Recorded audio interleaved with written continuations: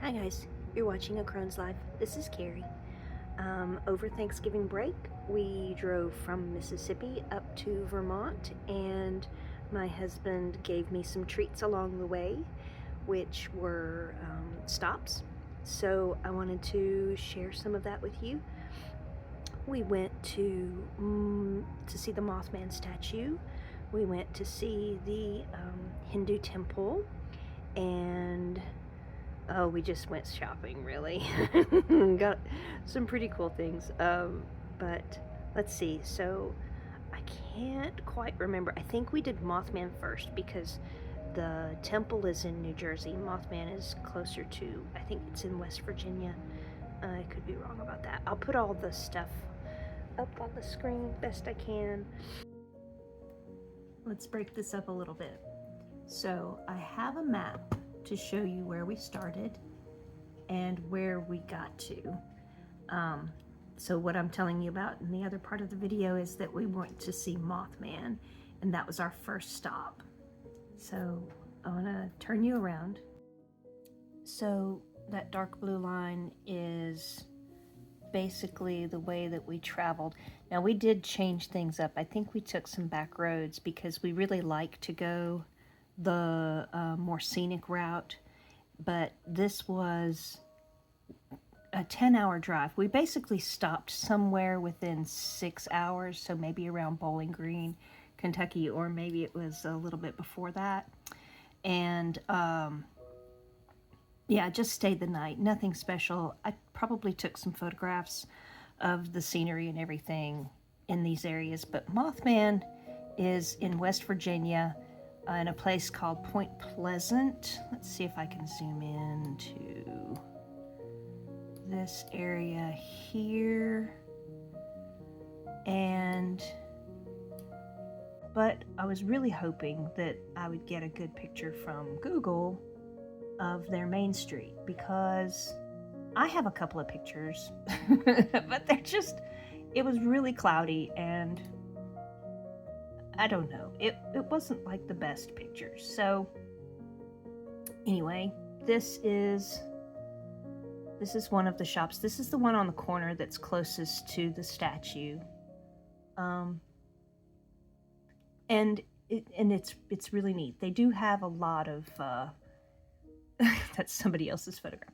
They have a lot of niche-y things. So, okay, that's that video. Okay, so the story about Mothman. He was sighted in 1966. It was November.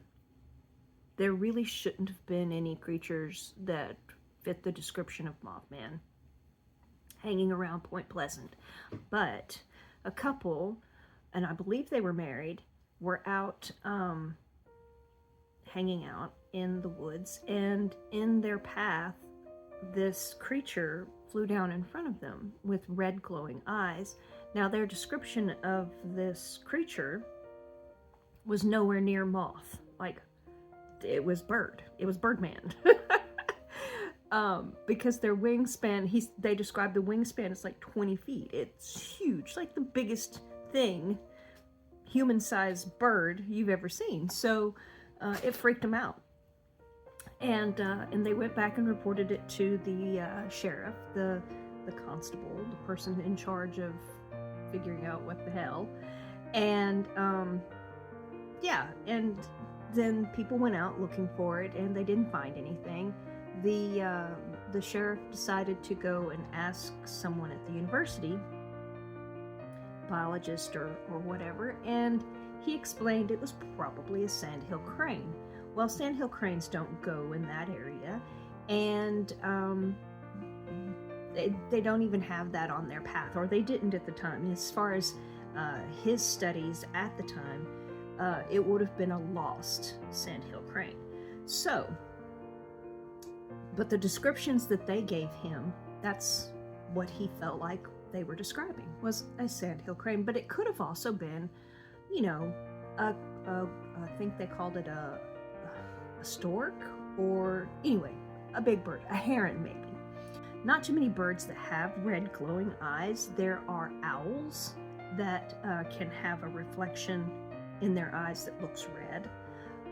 But as far as like the sandhill crane, the eyes don't glow red, they just have red around them. So it could have been hysteria, or it could have been Mothman. I mean, it could have been a different creature. We're not gonna say that that's totally out of the question. It's possible, but probably not. It's not probable, it's just possible. So 1966, there was one more sighting of Mothman on a bridge, and the next day the bridge collapsed and killed 18 people or something. And they were saying that he foretold, by being there, he foretold the collapse of the bridge.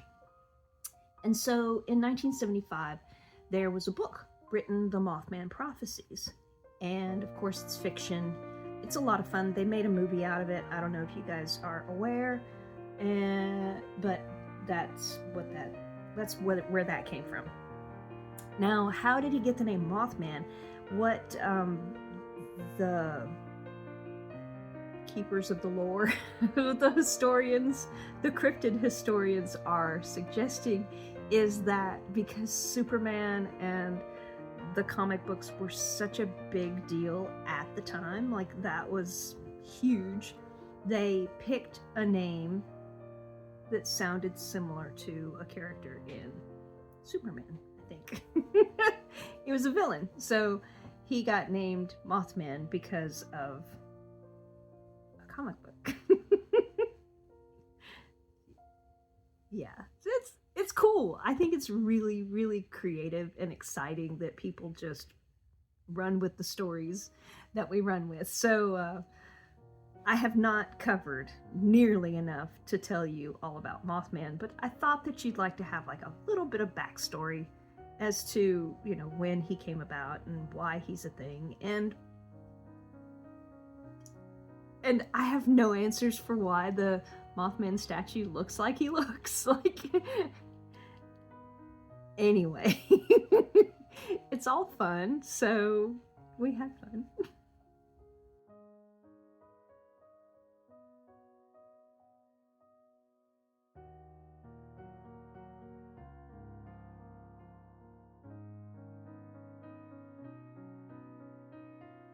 So this is an artist's representation of what the description originally looked like of Mothman.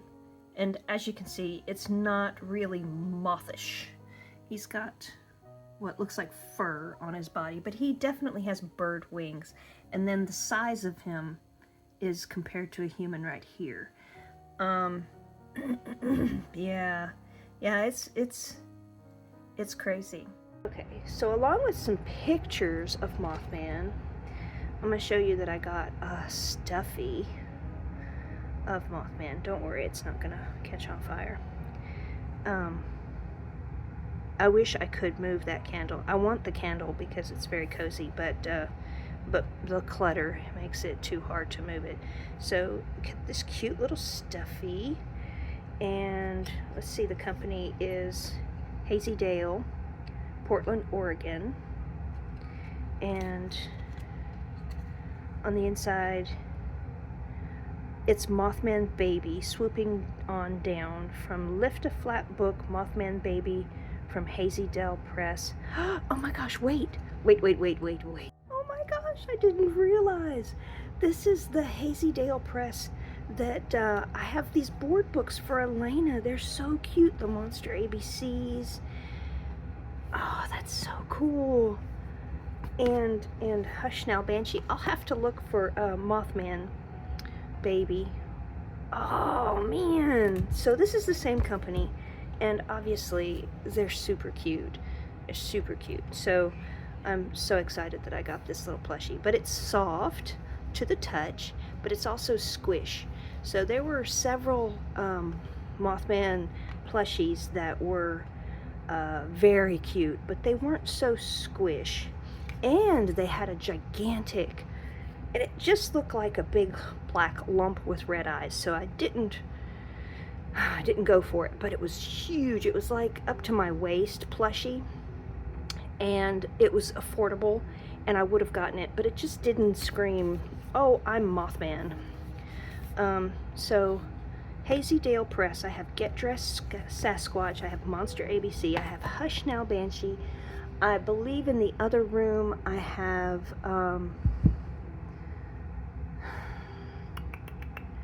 Krampus. I believe I have Krampus, and or Go to Bed Krampus or something like that. And then there's one more I think I have, because these came in a 4-pack, and then this one was by itself. And this one was the one that I read first, and I just loved it. It's not as cute with the drawings, but the ABC part is so cool.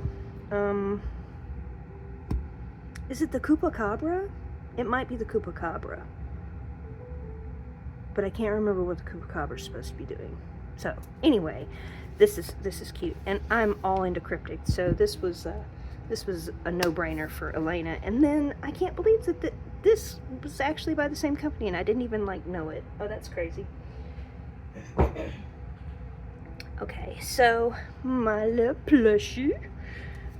And I think I read everything. Shop all plushies and books from Hazy Dale Press at hazydalepress.com. Well, maybe I will. I got this little plushie, and it is not from Hazy Dale Press. It is a Squishable. I am a Squishable, and I got this for Shelby, my daughter, and it has magnets in the wings.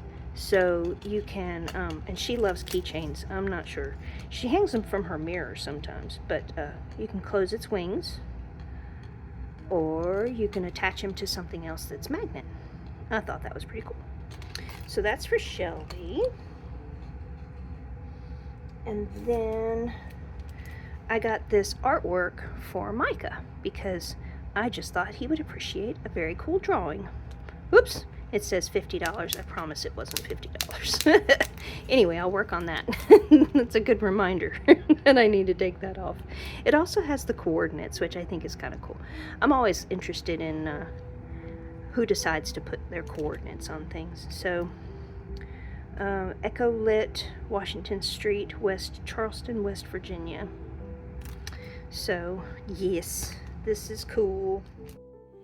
You can see why I'm trying to learn how to talk. I'm not good at this. I don't know what makes a good story. So I'm trying hard to turn this into as exciting as it is in my own mind for you.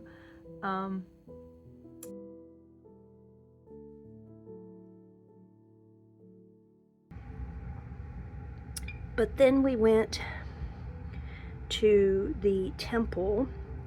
I don't have a whole lot from the temple.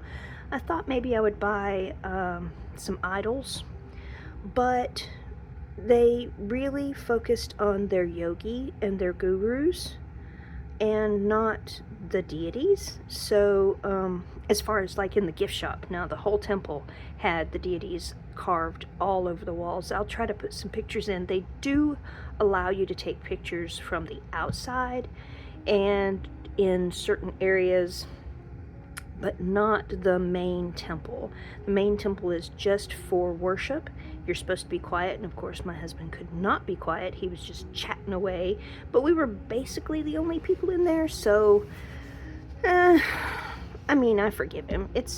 He had things to say, and he has friends that are architects, so he is very interested in the structure of the building and how detailed everything is, and how it's actually built out of marble. Like, there's just so much to think and wonder, and so he couldn't help but talk. And they are still in the process of building the temple. There's spaces where it's incomplete, so it felt a little different than than a place of worship would, but anyway, it was great. And it is impossible to describe the level of intention that they put into the temple, building the temple, and every layer of the process was filled with symbolism. They have a pond in the front. I'll probably have pictures for you to see. And in the pond, they gathered water from every sacred river in India, and they brought it here, and they mingled the waters together in New Jersey. There's a connectedness to each of these places because they did this simple act of gathering water and putting it in the pond. They have layers of symbolism in every step of building the mandir. Every sculpture on the walls and on the domes, the ceilings, every one of them tells a story. They have all the stone, all the rock, every bit of product that they used to build the temple to add to its luster. Everything was blessed before it was used or before it was manipulated to become the temple. They got the marble. They blessed everything before they started using it. The symbolism in the sculptures that they make, the pond, the deities that they put around the pond, everything has intention. Even the walkway that goes around the temple on the campus, it is exactly half a mile walk under the pergolas. I'm sure they don't call them that, but if you walk their little walkway around campus, it is a half a mile. So my point is that every single thing that they've done, the construction, the design, following through with the plan, everything has intention, and it's been overlooked in every way to create exactly the space that they're trying to create. They do teach classes here. I call it a campus because it is a campus. They did a blood drive when they consecrated the ground and got ready for building the temple. Their blood drive went for like 10 weeks or something. I can't remember exactly how long it was. But yeah, it was amazing. It was truly amazing. I would love to go back when construction has finished. I would love to do the whole religious experience where we're not chitty-chatty in the temple. I would love to get an actual tour where someone explains to me who the people are that are represented in the temple, and just learning things about this group would be wonderful. I think this is one of the coolest experiences I've had in a very long time. So I encourage you to please just check it out on Wikipedia or on their website. It's amazing. Back to stuff. I got Keenan a Stitch because he loves Stitch, and we have just always been a Lilo and Stitch family. This one feels really different than the ones we saw at Disney. It does have like little sticker eyes. I imagine they'll stay on because he's 33. I don't think he's going to chew them off or anything. But it just feels really cool, and I thought I would take this to New Zealand and give it to Keenan. So this was something I found at a gas station. So you never know where you're going to find treasure. There's that. And then at the same gas station, I found the teeny tiny Tonka truck. Now, I know that sounds really weird, but doggone it, it's so little, and it's made from real metal, and it's Tonka. I'm ready to take it out, but I think it's a Christmas gift, so I'll just put it under the tree. I might not even wrap it because, everybody's seen it. Well, you know what I mean, everybody. Not Elena, she's not here yet. I'm showing my hat that I'm making. This is alpaca and wool, and I've already made one for my husband. This one was the one that I started, but it's a little big. I like to do crochet while we're traveling because I just sit there in the passenger seat and have conversation while we drive, but it keeps my hands busy, so I'm not going to work on this right this minute because I'll mess it up. But the other one's exactly the same, it's just a little bit smaller, and the brim is longer. So I'm doing a really short brim on this one because this one is big.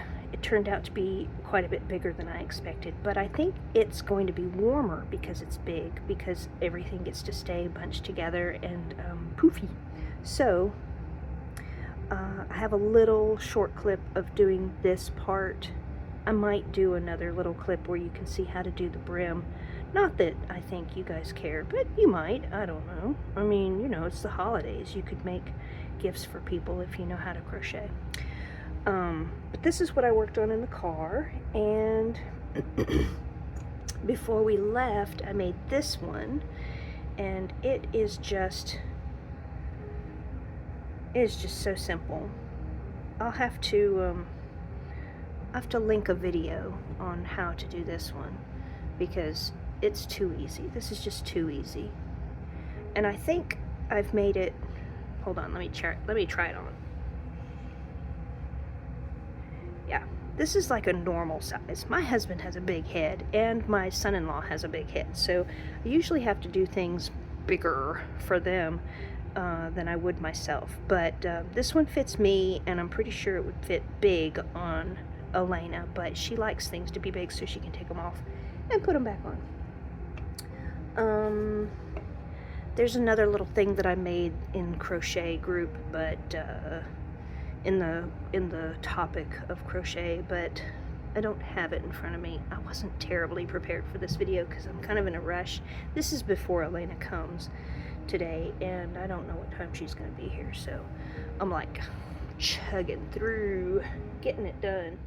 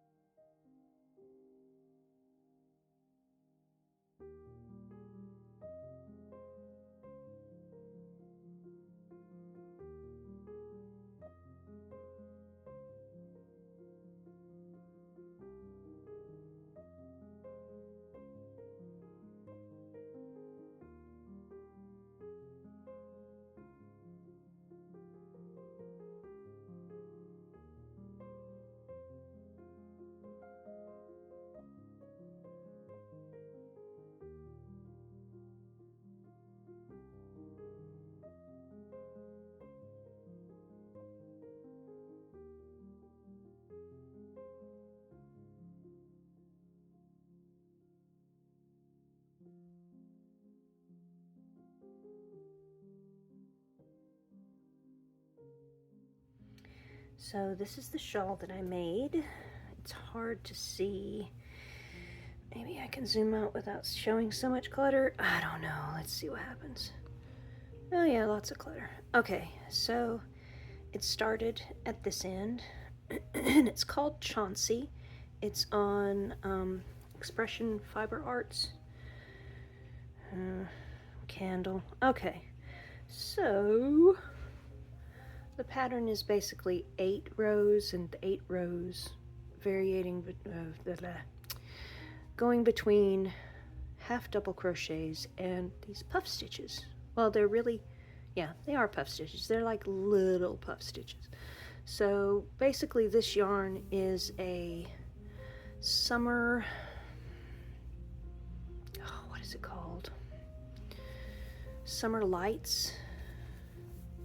I thought it was Shimmer Lights for a long time, but that's the hair shampoo that you use when you're got gray hair. But it's Summer Nights or Summer Lights. I think it's Summer Nights. It's very thin. It's almost a lace weight yarn, but it's got all these little sparkly bits in it. And this particular color was a little too, what's the word? Flamboyant for me. So what I did was I took my cake of yarn and I boiled it in coffee, and I tried to tone down the colors. So it's a little different in some areas than it is in others. Like there's a lot more color through the middle here, like underneath the candle, and a lot less of that flamboyant color over here because I can feel the stiff coffeeness. But this is the end. This is where I was able to finish, and it's not bad. I mean, there's nothing wrong with ending it this way. I'm not sure if I'm happy with it, that's all. So I may or may not take it out to the middle, which is right here. That's a lot to take out. And I may just put a button on it and see how it drapes the way it is. And what do I care? I've used the yarn, and that's the most important thing, because I'm just trying to get through my stash. And I was inspired by some videos that I saw. I'll try to link them below. Just, you know, these scrapbook artists, they talk about how to improve your work or make yourself more happy with your work, because sometimes your work really, there's nothing wrong with it. It's just how you see it. And this particular artist, this particular instructor, talks about doing ugly art. And I was really inspired by that, because a lot of times I will not work with a certain yarn because I think it's ugly. And if I just embrace that and just say, okay, you know what? I'm gonna do it. I'm just gonna make some ugly art. I'm gonna make some ugly shawls or scarves, or, you know, something useful, and I'm just gonna do it. I hope the lighting's okay. The last leg of our trip was, of course, Vermont. We went to Reading, Vermont, and basically did what we usually do. We went to visit our alpaca friends, and I bought a teddy bear, and we took Grandma to meet the alpaca. I'm not sure that she's ever done that before. She was really amazed at how cute they are. I think they're adorable. What else did we do in Vermont? We went to the Legions, and I think that Steve signed us up, so we may be Legion members now. We'll see. Not sure. But he won one of their little lotteries. Can't remember what they called it. 50-50 maybe? Sounds about right. Anyway, hung out with Uncle Nathan, and there's going to be a picture that'll show him being silly because he's goofball, and we all are, so it's awesome. What else do we do in Vermont? We spent some time at our hotel because the city of Reading, I don't know how big it is, maybe it's not even a city, but the people in Grandma's area lost power, And so it was really kind of nice that we stayed in a hotel that she could come and hang out with us, watch TV, and, you know, just be comfortable at Thanksgiving. We ate at the Maple Kitchen, which is the restaurant at the hotel we stayed at. It was very good. I enjoyed that thoroughly. I got the butternut squash ravioli, and Grandma got the turkey, I think. I guess she just wanted the traditional turkey, and Steve got the halibut. He got some kind of fish. I think it was halibut. And I still have a tickle in my throat. I know, it's just annoying as heck. I'm so sorry. We went to the country store. That's what it is. The Vermont Country Store. We went there and I bought licorice. Okay, I'm that person. So I could spend a lot of time telling you about things that people don't like about me. But one of those things is licorice. I'm the person that you give your black jelly beans to because I love licorice. I love the smell of anise. I love the flavor of licorice. Okay, so we had Thanksgiving at the Maple Kitchen, and it was delicious, and they have wonderful little cocktails that they serve. Yes, I like to have a cocktail. I can't remember what mine was called, but it was like an apple. It was an apple cocktail, apple cider something. And Grandma had a ginger margarita or something. Look, we had so much fun. It was lovely. It was lovely. I'm going to try and show some of the things that I got while we were in Vermont. We went to LL Bean and Grandma bought me a flannel shirt with lining on the inside. It's a shacket. Those are so cool. Okay, so she bought me a shacket. It's got the pockets and snaps up the front, and I love it. In the same place as the LL Bean store, they had a children's store, and we found Jellycat toys that we haven't been able to find other places. So we bought a monkey, even though I think I could have found the monkey.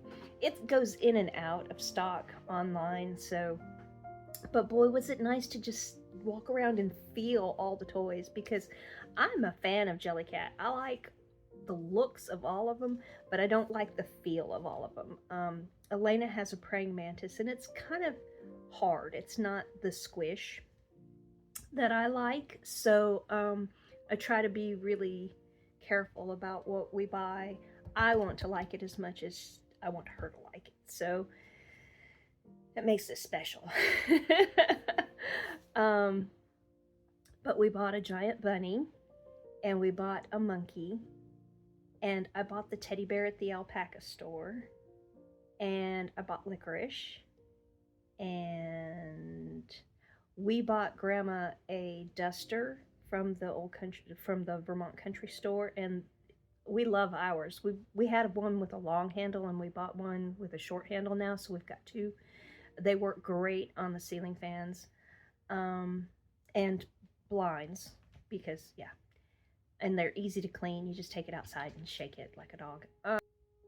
We got a little TV set that floats glitter up from the bottom, and it plays music, and it has little buttons and knobs that Elena can play with, and as long as she doesn't try to pick it up because she could break it, it's pretty cool. I really like it as well.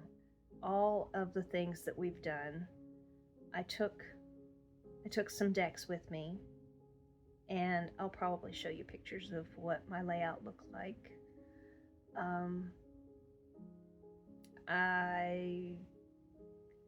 I don't know. Time is going by really quickly.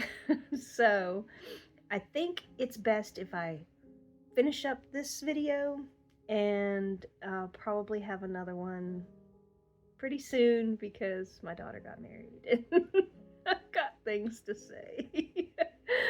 Okay, guys, I hope I covered everything. I hope I have enough pictures for everyone. I hope you have a great week. Bye. Also, just an aside, my whole space is really cluttered right now, so I'm gonna do a cleanup, and I'm not positive if I'm gonna film it, but I know sometimes people kind of like to see things getting cleaned up, straightening spaces and stuff, and I have a desire to really dig deep and get rid of some of this stuff. It's not mine. A lot of it's still my mother's, and yeah, I'm gonna do that.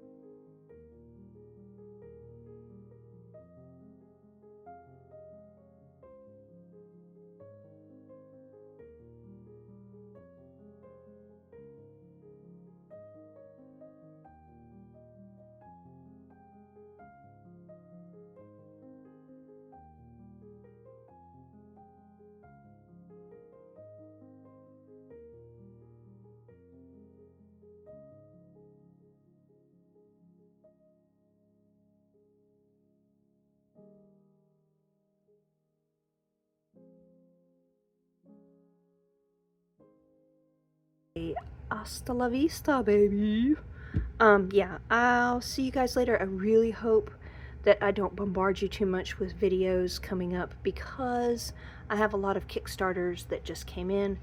I have I have 4 Kickstarters, and I want to do separate videos because I think each one deserves its own walkthrough. So, sorry about the spamming you unboxings. Bye, guys. Have a great week.